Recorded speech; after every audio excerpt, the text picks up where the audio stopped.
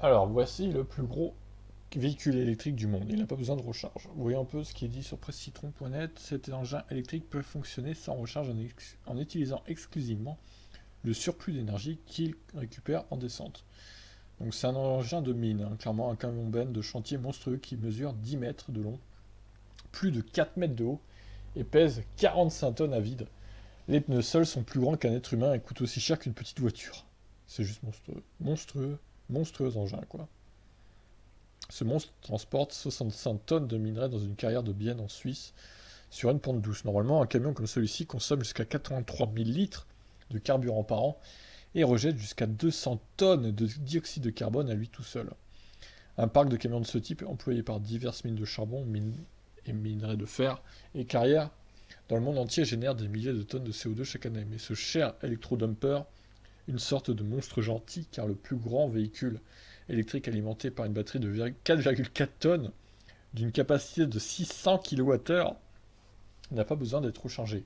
Il pourrait de fait être l'un des véhicules les plus verts de la planète. C'est beau ça. Car ce véhicule produit 200 kWh d'énergie excédentaire chaque jour, soit 2 fois l'équivalent de la puissance de charge maximale d'une Tesla Model S. Alors, c'est pas exact, c'est plutôt 2 fois plus qu'une batterie de Tesla Model S, mais puissance de charge Model S, elle charge plus qu'à 100 kWh pour le coup. Bref, la magie du freinage régénératif. Les véhicules électriques utilisent ce qu'on appelle le freinage par récupération pour produire de l'électricité et recharger leur batterie. Normalement, le freinage par récupération n'aide qu'à augmenter la portée, donc l'autonomie, pas à recharger complètement une batterie.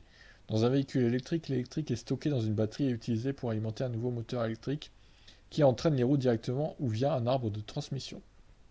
La beauté d'un moteur électrique, c'est que s'il faut de l'électricité pour le faire tourner, l'inverse est également vrai. Le fait de le faire tourner, l'arbre produit de l'électricité du coup. Dans, un cas, Dans le cas d'un moteur électrique, la puissance de coupure des moteurs est suffisante pour démarrer le processus de freinage. Lorsque le moteur est à l'arrêt, la rotation des roues autour de l'arbre génère de l'électricité et ralentit le véhicule. Parce que la science. Donc voilà, ça c'est un résumé du freinage régénératif en gros. Bien que cela semble très bien sur le papier, dans la pratique, les VE qui utilisent ce système constatent généralement une augmentation de l'autonomie de 10 à 15%. Electro, par contre, voit son rayon d'action augmenter de 110%. Alors comment? La source de puissance apparemment illimitée de l'électrodumper est unique à sa fonction. La benne est chargée avec 65 tonnes de matériaux au sommet d'une colline, donc beaucoup plus lourd du coup qu'à vide. Du coup, son poids passe de 45 tonnes à 110 du coup, son poids total. En descendant, le véhicule n'a plus qu'à freiner pour éviter de rouler très vite. La plus grande partie de ce freinage régénère de l'électricité, et puisque le véhicule est si lourd, il génère beaucoup d'électricité, stockant cette dernière dans ses batteries. Et oui, grâce au freinage, en gros, il récupère toute sa batterie et peut refaire le chemin inverse, en consommant moins vu qu'il est plus léger, comme ils disent là d'ailleurs. Après avoir largué sa charge, l'électro est beaucoup plus léger. Il remonte la colline en utilisant la charge qu'il a gagnée en descendant, nécessitant moins de puissance vu qu'il est plus léger du coup. Même si ça monte, du coup il est beaucoup plus léger, donc ça nécessite moins de puissance. D'après les essais, il semble qu'Electro charge les batteries à environ 88% en descendant et consomme environ 80% de la charge totale en remontant au sommet.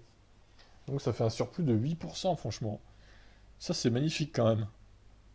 Alors par contre, dans toute autre situation, le véhicule ne produirait tout simplement pas assez d'électricité.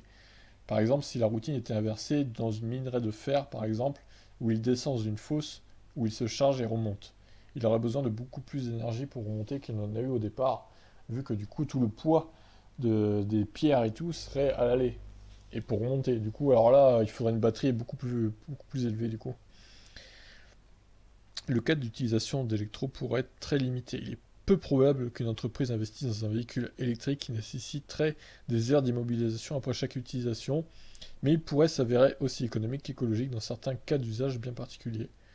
Bah, comme celui-là par exemple. Donc, si dans toutes les mines déjà qui ont ce type de voyage, il pouvait y avoir un véhicule comme ça, franchement, ça économiserait du CO2, hein. Donc c'est une bonne idée d'avoir construit ce véhicule. Et le fait qu'il régénère plus au retour, enfin à l'aller, vu que ça descend qu'au retour, il y a un excédent d'électricité et ça c'est cool franchement. Ça, c'est super bien, quoi.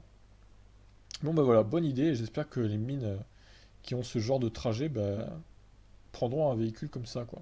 Même si je pense qu'il doit coûter assez cher à l'achat. N'hésitez pas à réagir, je vous laisse. Ciao.